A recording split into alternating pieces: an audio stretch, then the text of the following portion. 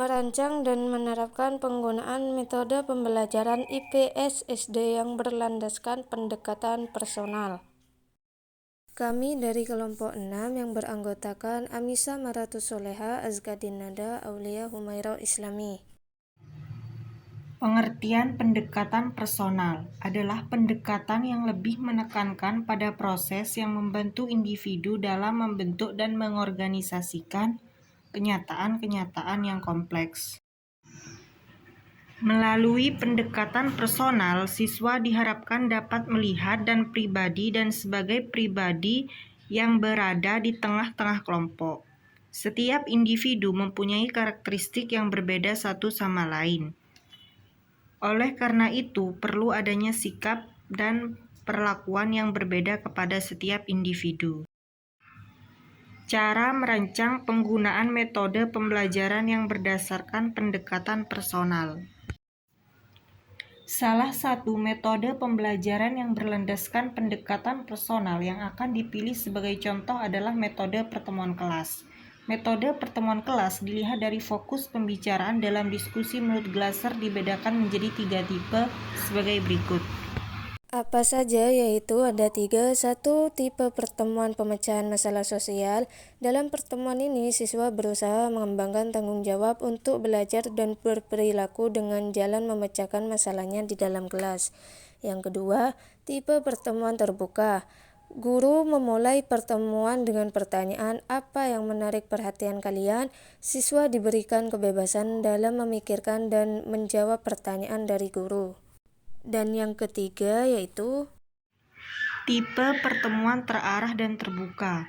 Pada dasarnya sama dengan tipe kedua, tetapi permasalahannya diarahkan kepada hal-hal yang sedang dipelajari siswa. langkah-langkah penerapan metode pertemuan kelas adalah sebagai berikut. 1. Menciptakan iklim yang mengundang keterlibatan. 2. Menyajikan masalah untuk diskusi. 3. Mengembangkan pertimbangan nilai pribadi. 4. Mengidentifikasi alternatif tindakan. 5. Merumuskan kesepakatan. 6. Perilaku tindak lanjut. C. Menerapkan penggunaan metode pembelajaran IPS-SD yang berlandaskan pendekatan modifikasi personal.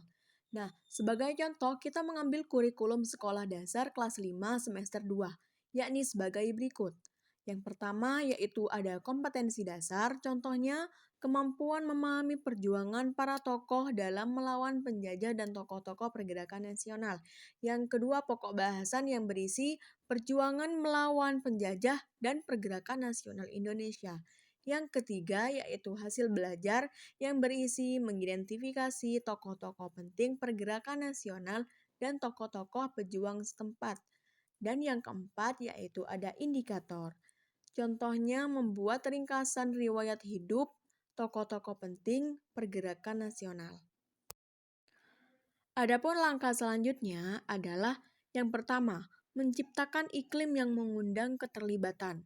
Guru dalam iklim tahap ini berusaha mendorong siswa berperan serta dan berbicara mengenai Sumpah Pemuda. Guru menyeleksi pendapat-pendapat siswa mengenai Sumpah Pemuda tanpa celaan dan penilaian. Siswa juga diberi kebebasan untuk mengemukakan pendapatnya. Yang keempat, mengidentifikasi alternatif tindakan. Kemudian siswa menyeleksi untuk dijadikan alternatif tindakan dalam memecahkan masalah sosial sehari-hari. Nilai-nilai yang ditemukan itu merupakan suatu hasil penggalian dari Sumpah Pemuda yang dapat digunakan untuk menyikapi masalah-masalah sosial.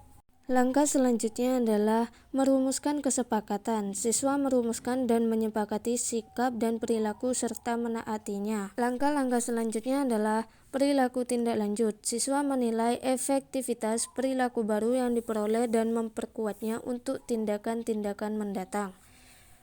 Sekian persembahan dari video kami. Terima kasih.